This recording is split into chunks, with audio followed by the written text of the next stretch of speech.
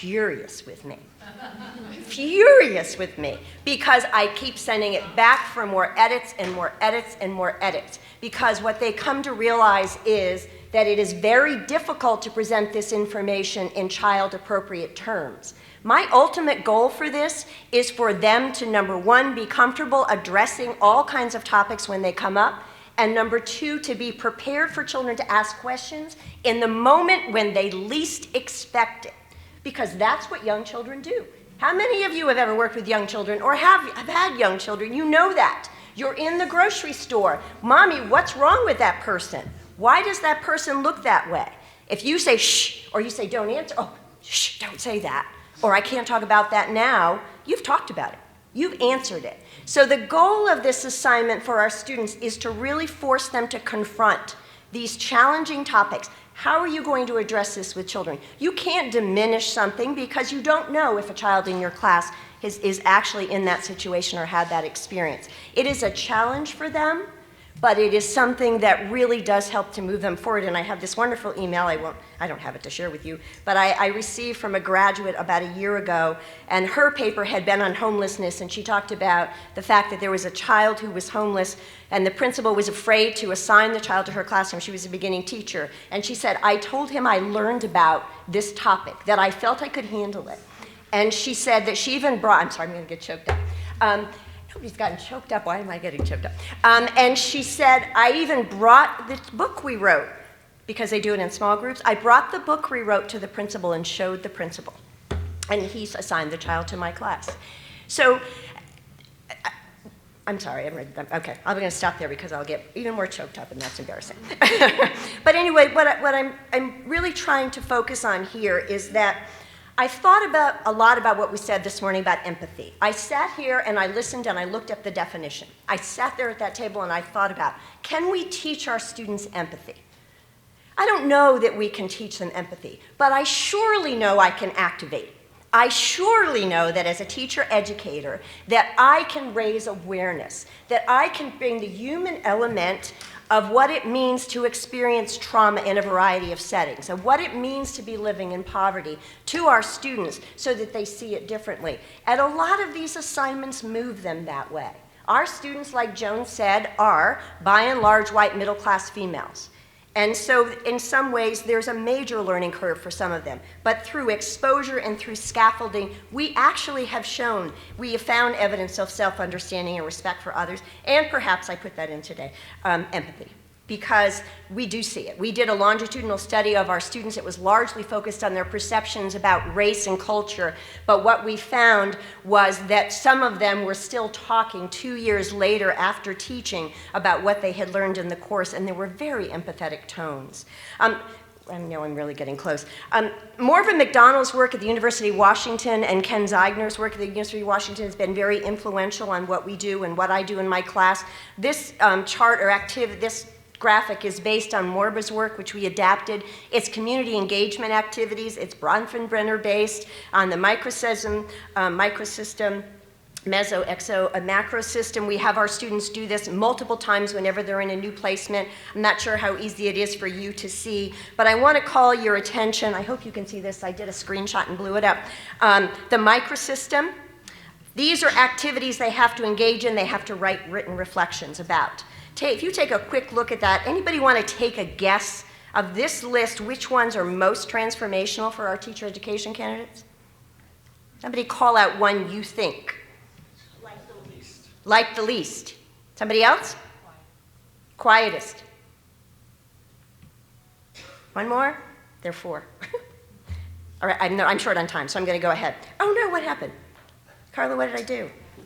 I have to show my little, where'd it go? I know. I went the wrong way, maybe. Oh no. It is, oh, we're going all backwards. Oh no. Okay, so I'll tell you, I have these arrows coming, but it is the one that is talk to a child. Oh, there they are. It's a screenshot. Is it coming? Okay. I'm so sorry. No, I don't have much time. All right, now, how do I get the arrows to come? Okay. Learn what your students are worried about.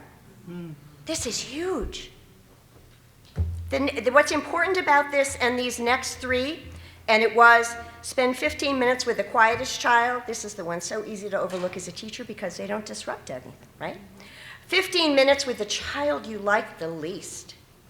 15 minutes with the child you know the least. 15 minutes with a child you like the least seems like forever. 15 minutes up here is like 15 seconds. 15 minutes with a child you don't know when you don't know what to say, child you don't really like because that child has been so disruptive. It allows you to go to Brian's, I'm going to quote Brian, there he is over there, comment this morning about instead of what's wrong with you, what happened to you? What's going on? So as I've read these reflections over the years, I have to say to you, those are the ones that really cause our teacher candidates to think. Because they get to know these children. They sit down and talk to them. They know them as a person. I have read reflections from our candidates where they have written about how hard it was. This child they liked the least was the one who challenged them the most. And how by the end of a semester or the end of a year, that was the child they loved the most. Because they understood. They took the time to care. They took the time to pay attention to that person and to see, oh my gosh, this is not just a child who's challenging.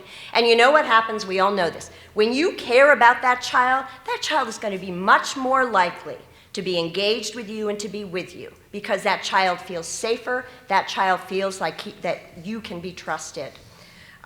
We also did, and I know I'm really short on time, but we also did community placements, which were, Carlo facilitated our reflection groups, and he was our graduate student, where some of our students spent a half-day placement in a preschool and half in a community-based organization. Those were pretty transformational experiences. They grew to respect and understand families at a much higher level than those who had just been in the preschool experience.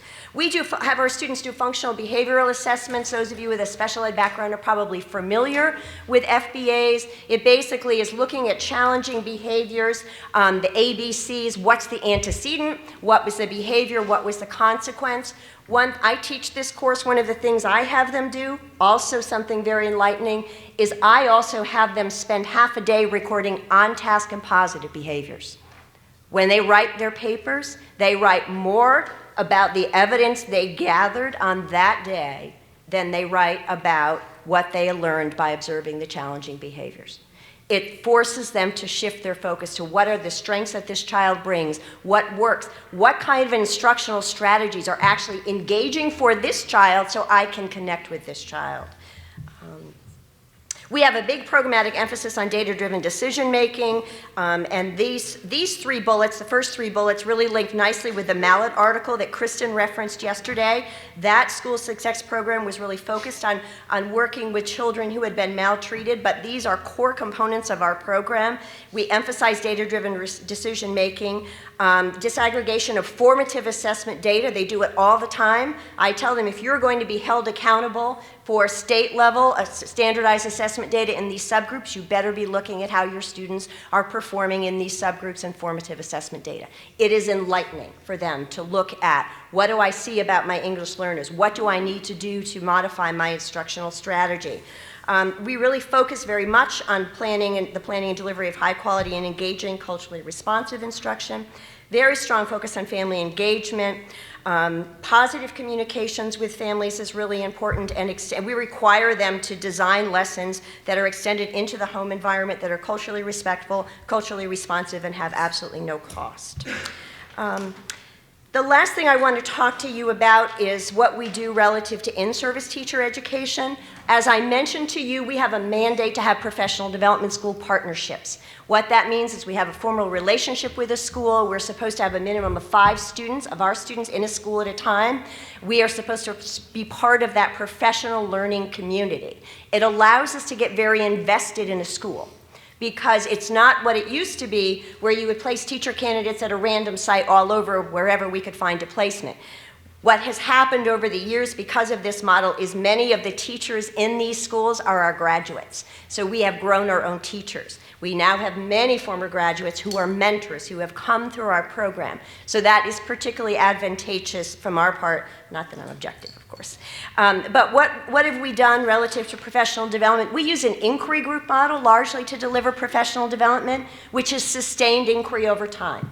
We all know that one-shots really make very little difference. We go to a session, we go to a workshop, not this one, of course. We go to a workshop, we get great ideas, we're going to go back and do something, but if we have no support, we have no coaching, nothing to sustain it, the odds are we're going to get caught up in our daily lives and we're not going to implement it. So in our model, it's a monthly process during the school day. Our interns provide coverage, so teachers are released. We don't have to worry about after school time.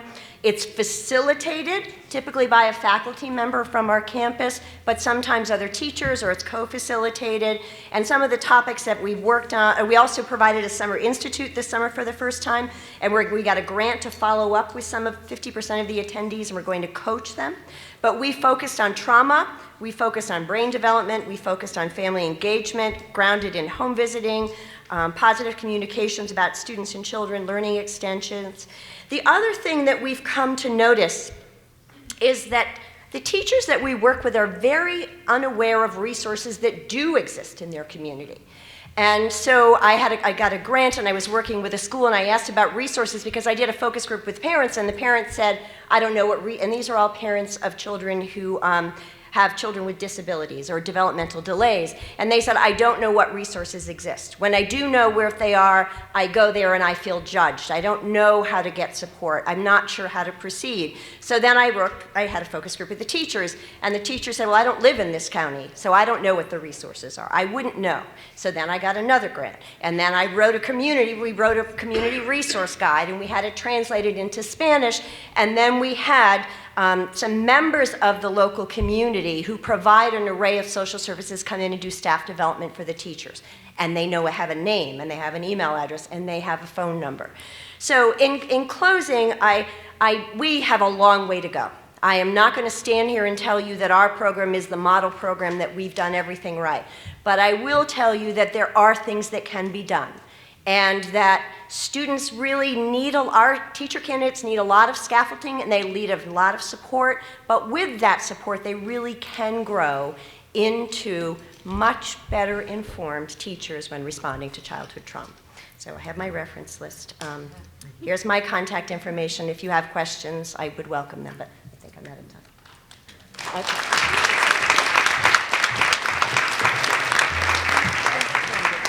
Thank you so much. These have been very informative and very helpful for us.